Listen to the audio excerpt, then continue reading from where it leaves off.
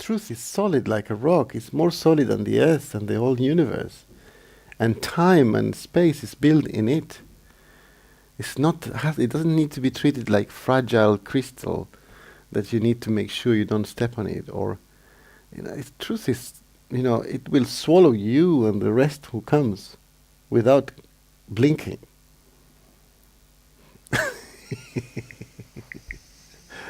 It's like the elephant in the room. You know what I mean? It's like, anybody sees the elephant in the room. If you say, if there is an elephant here, do you think you can see it? You probably won't, the way I see. You probably won't. You're going to be like, what elephant? And it's like, it's huge. It's even smelly.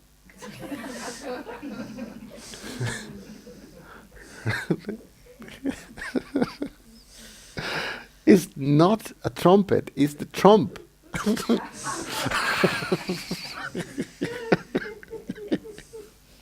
It's not a broomstick, it's the tail. This is the elephant. And then you become, I'm the only one crazy looking at an elephant where you don't see it. I don't know if I'm answering your question.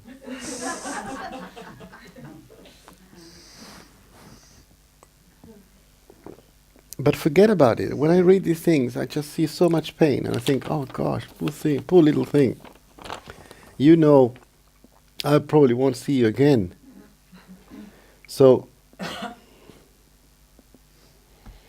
you better get the best, answer. I think you got it. But look at this.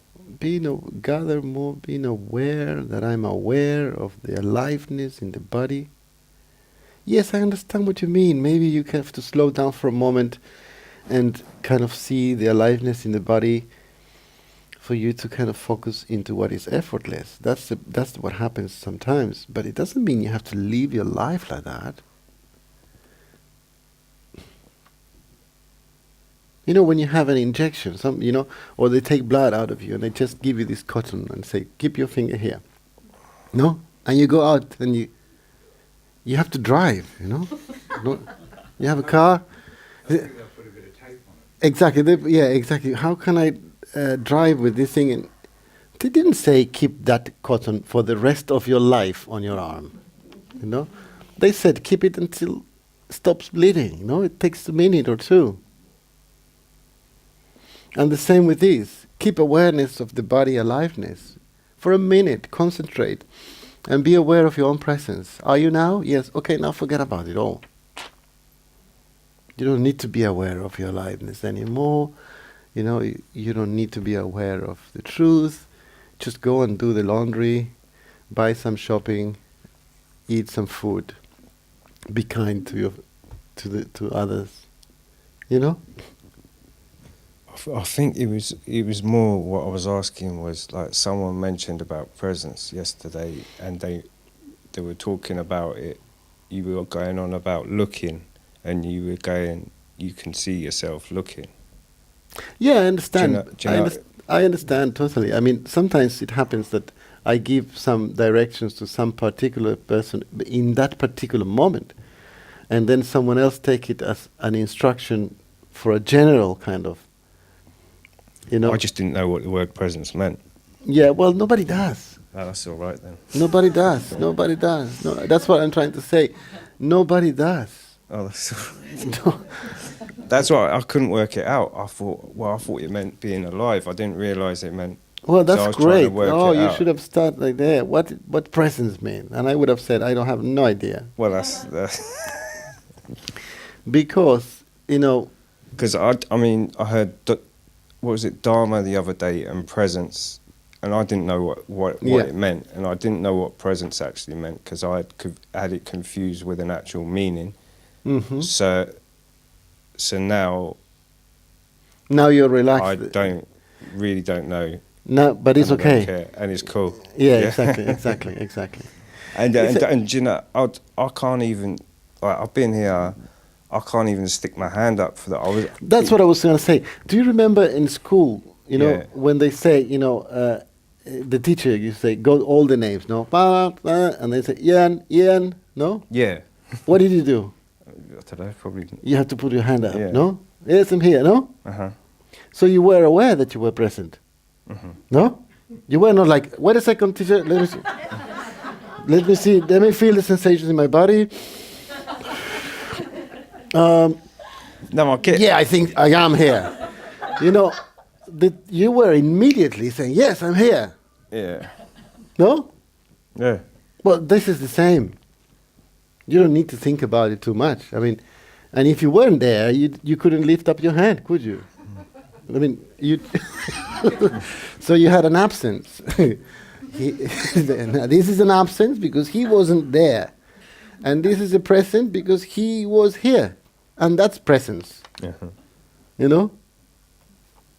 So somebody present is telling me is absent. So it's like a teacher. Are you here? No, I'm sorry, I couldn't come today. Okay. So, how should I treat this?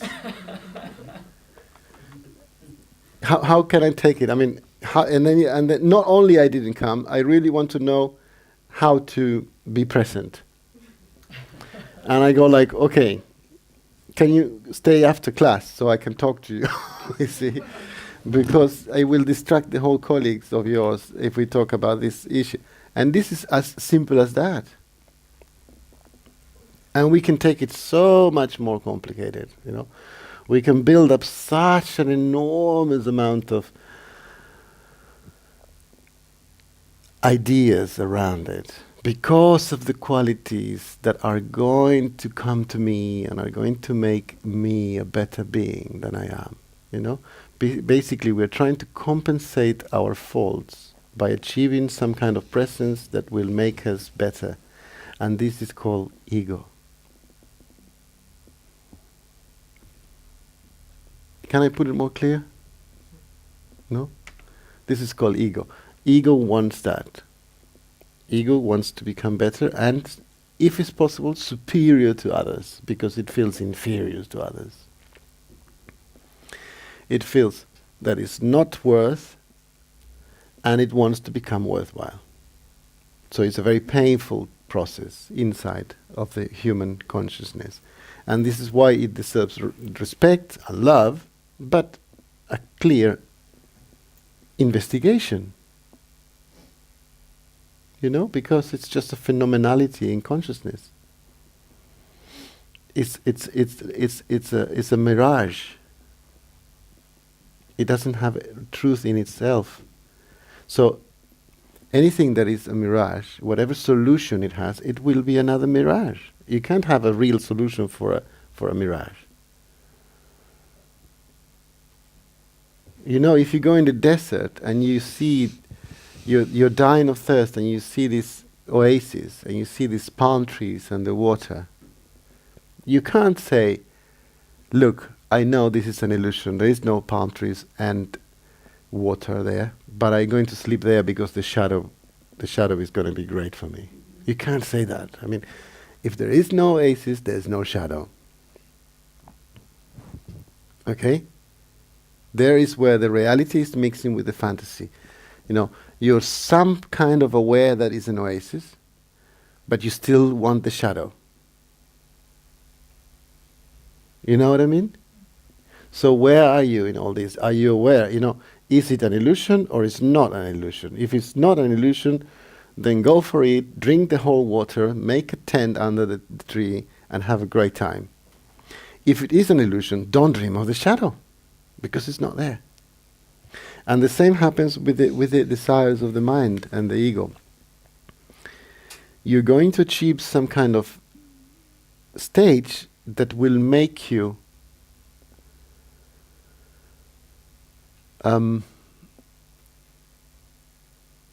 better in a way that you're going to be able to not have what you don't want to have anymore in you. Almost like a surgery. Like you're going to have, you wake up and it's gone, what you didn't like. You know? Particularly the plastic surgeries nowadays, they are like that. Well, sometimes you wake up and you have something you didn't have before. and there is no way back. But that's a different issue. You got like, you can't rewind. Doctor, can you go back to living how I was before? No, there's no way. But in this case, there is a misinterpretation of the traditional scriptures of wisdom of different cultures. In the modern life, we have developed a very kind of easy throwaway, replace habit. And we apply for the same habit into spirituality. We want to throw away what we don't like in us, and we want to achieve and actually buy or conquer what we don't have. This is relatively modern human consciousness. It hasn't been all the time there. In the traditions and in most of the world, in most of the humanity consciousness, it's not like that. This throw away and replace awareness, this habit of doing things. We apply to spirituality the same principle. So we want to throw away what we don't like. What is it that we don't like? We don't like to be sad. We don't like to not know what we want. We don't like to have no direction. We don't like to feel afraid. We don't like to be wrong. We don't like to be unfair with others. We don't like to be rude. We don't like to be depressed. We don't like to be, and so on. The list can be so long. We don't like some kind of feelings we have. So in our innocence, we interpret the scriptures as a means for us to get rid of the things we don't like, and attain the ones we like, in a very childish way. So then we apply for that, and we go for it, and we really try to find out who we are. And because when we find out who we are speechless. And once we find that, we go up to our normal life, and we see that all the list of not good things are there. And then we got to the conclusion that I must have not got it. So you evaluate your spiritual evolution with a complete wrong rule. So then you go there and you think, okay, more frustration, it hasn't happened. I had it for a bit, because in the time I took a train from St. Ives to my house, I didn't feel depressed, or I didn't feel sad, or I actually didn't feel wrong. Or I was quite kind to someone who called me on the phone. But after I arrived home, I was the same terrible person I am. And so it's not working for me. So Satyananda must have done something wrong, or this is just worthless. I'm going to go somewhere else for another kind of surgery. And this is the attitude we take. And I know it's exaggerated, of course. It's not exactly how you may think. But there is some truth in what I'm saying. And I want you I'm not saying for you to feel bad about it. I'm saying it for you to really question your maturity. Because one of the things that freedom has is maturity. It takes maturity for you to enhance freedom. You cannot enhance freedom without maturity, because freedom doesn't contain the promised land as you thought it was going to bring. So you have to have the maturity to let go of the fantasies of your mind. And then you will nourish freedom. Then you will understand it is, because what the scriptures will tell you is, once you achieve God, that's the end of misery. And that's true. It is the end of misery. It is not the end of feeling miserable. Sometimes. It's the end of misery. It's the end of the misery that created in you the fight against you feeling miserable. is the second hand misery that is over, not the normal difficulty of life. Is the self-made misery, is the one that we perpetuate by our own fight, that is over. Now, this interpretation is wrong, not this one, I'm saying the interpretation that every misery is going to be over. You're not going to feel sad about it. You're going to become a kind of a plant. Not even that, because plants feel more. You're going to become a kind of a something completely numb. And, if you really think about it, it's not attractive, the fantasies of the mind.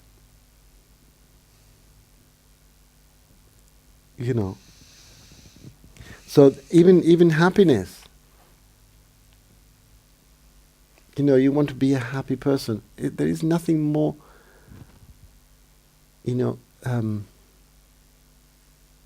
it's such a fallacy, you see.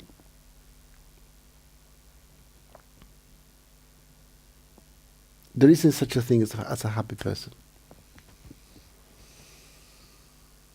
Good news today. Good news today.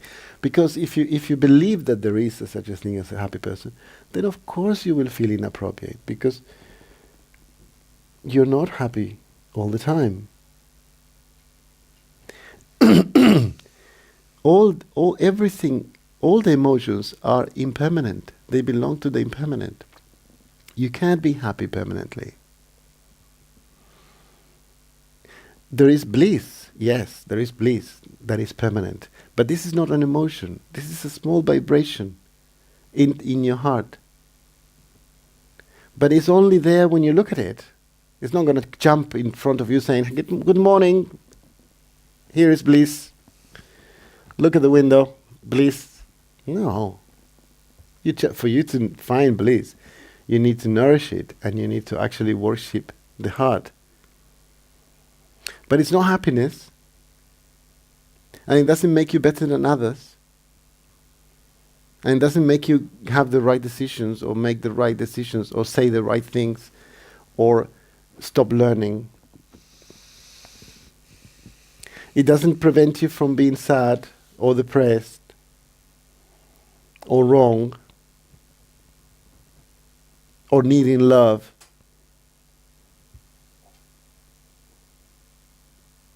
So the maturity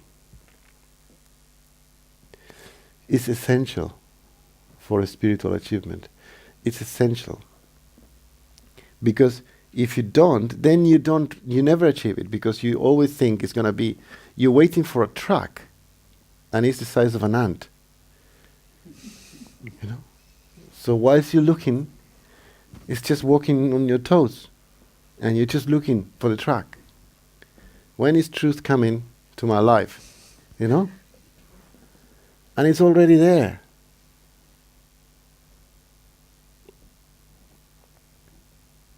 So freedom is nothing that is going to happen.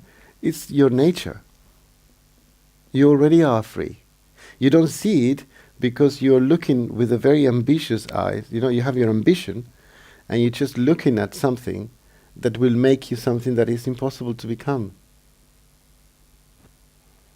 Maybe who knows what happened to you? Somebody blame you for something and you think they're right, and then you feel guilty about something you think you generated, and then you want to correct that and make sure it doesn't happen again. It's very noble, but it's not true.